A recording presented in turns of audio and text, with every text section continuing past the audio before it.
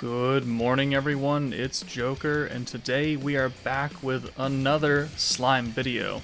And today was the drop of the new challenge quest, Titan Mushroom's Revenge. And I gotta say, this thing is, this was difficult. It took a good amount of time for me to actually clear EX3 with no deaths. And I racked my brain for a while on like team comp and like what I was daring to use. So I mean, you saw it in the beginning before I started talking, and it ended up being this team. I don't recommend that people attempt it with Space Reamer because obviously he is not strong against this Earth Mushroom. He takes a crap ton of damage even from a normal attack. And I have noticed that this mushroom loves to counterattack. Like, I don't know what they did, but they buffed his counterattack rate by like 80%. So do not be surprised if you send 4 orbs and he counterattacks 2 of you of the same character and you're already down to half health. This mushroom is tough and it has a crap ton of health. Like 253,500 health. Let me go check something real quick because I just want to verify how much health a different boss has. So if we go to events, and we go to Tempered Edge, and we go to Space Millim, how much Extreme 3 health does she have? She has less health than this goddamn mushroom. And we know what, Space Millim team is about, and this Tempered Edge is just stack on stack on stack on stack. Well, you can't really do that with the Fire team, right? You have Hakuro, yeah, that's good. You have Fire Reamer that I could have used as well, and it's entirely possible. I'll try it out with him later on. But other than that, we're not stacking 10% on 10% of, fire attack. So we really have to play around, and you'll see in the video, and I'll explain as we go along, but it took some RNG. Let's just put it that way. So let's dive into the video, and we'll see what happens. Alright. So, here we are, beginning probably one of the boss with the most HP in the game right now, and the fire team is not built to handle that kind of damage and health. This thing poisons you. It has a strong attack.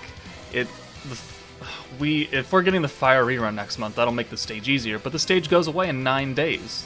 Like, why are they dropping this now with an underpowered fire team? I don't know. I don't know what intern decided that this was a smart move, but it's not a smart move. I don't know a lot of players that are going to be able to easily clear this because either their fire team is ass, or they weren't playing during the fire meta, and God knows that they've even pulled a fire unit off of the general pool now. But we're on turn 3. I know I haven't talked a lot about it, so we're moving at lightning speed here. We've got a Hakuro meter. So let me pause this actually before we move any further, because a lot has happened. You cannot use the Hakuro meter until turn 4 because the orange orbs are debuffed. So there's not really a point in orb changing into a 6-hand of orange if you don't actually gain anything from it. Like, you get literally like half an inch of protection meter off of those, and no alt gauge. So you're better off just holding on to it until turn 4 and just doing what you can to, build close to an alt for all of your characters. As you can see, we didn't really get that here because, Benimaru's capped out and Gopta has 1 orb so far. So we're not looking that great. But it does work out. It's just very finicky, right? So now let's unpause. So we're doing damage. Praying to God we don't get counterattacked. His alt does a crap ton, by the way. Alright, so 2,800 plus the poison, so 3,500 damage right there. Benimaru's got an ult, but we're going to swap him out. Let's make some room. Oranges are no longer nerfed, so we have an entire, almost a full hand of Gopta. We got another one on the way, so we could just send it, or we could use Hakuro, which we decided to use Hakuro here. And just get Gopta's ult and not have to worry about it. Now, Guy actually hits harder than my Gopta, so we're going to send him last. And, alright. This fight was hard. I'm just gonna say it. The fight was hard. We've done so much damage to him right now. Alright, Millim taking the hit is probably one of the best scenarios right there. So now, what do? He's gonna ult. We have 3 of our tankiest units up front. There's no way in hell that you can put Space Rimuru up front here and have him survive. He's gonna die. He's at less than half health. That ult would wipe him off the face of this planet.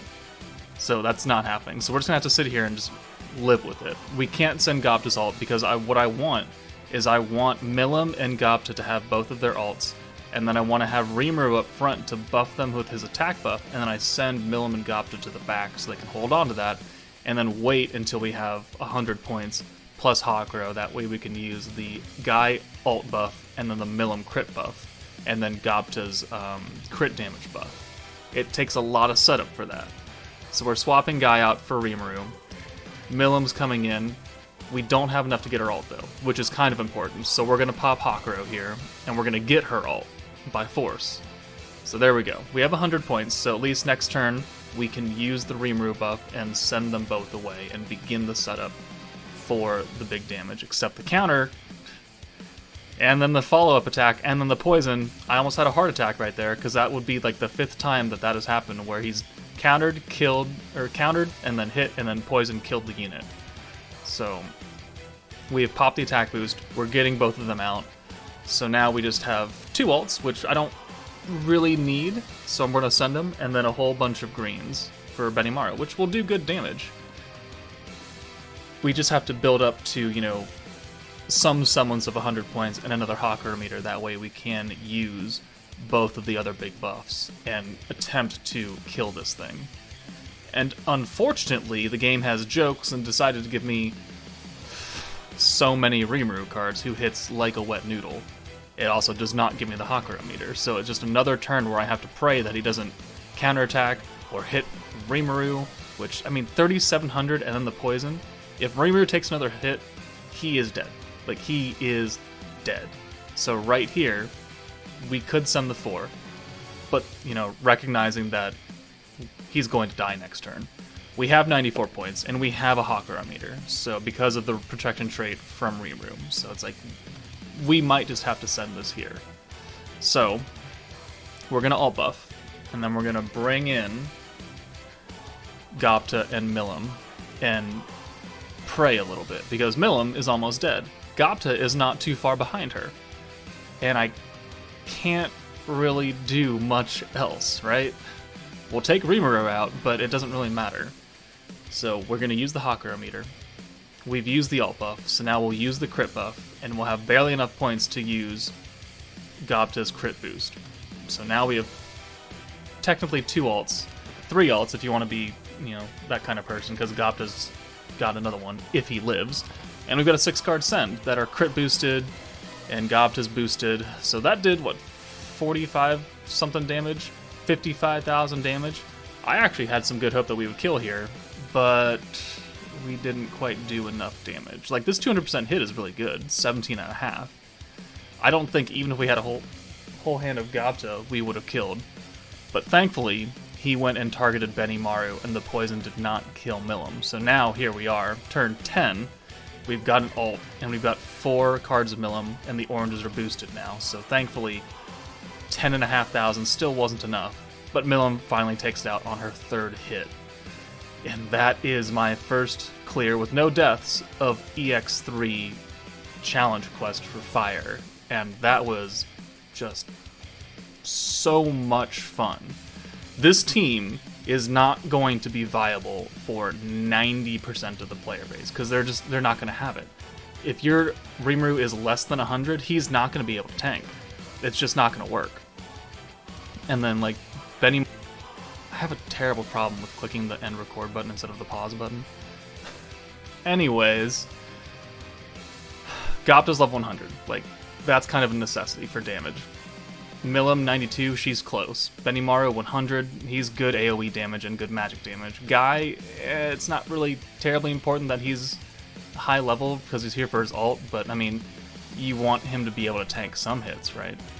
And Rimuru is obviously the most throwawayable unit on this team. You could replace him for somebody else. You could put Dark Valentine on here and, you know, stack her ult buff. You could put another fire unit. You could put Shizu on here for more single target damage. and just send single target ults left and right if you had to. There's many different things. I'll try and test out another team for a different video using Fire Rimuru, but this is my first clear. I don't know if I'm going to be able to kill it in 8 turns. Like, I don't think that I will have the dupes for it, which is saying something, right? I could do it with 2 characters with a 4-star slot. I mean, we could do that. Geld is here, especially if we use Rimuru, who's boosting blues. It's possible. So that's it for this video, guys. Let me know how much you enjoyed this stage, how long it took you to beat it, and what teams did you use. Let me know in the comments, but that's it for me, guys. Take it easy, and I'll see you later.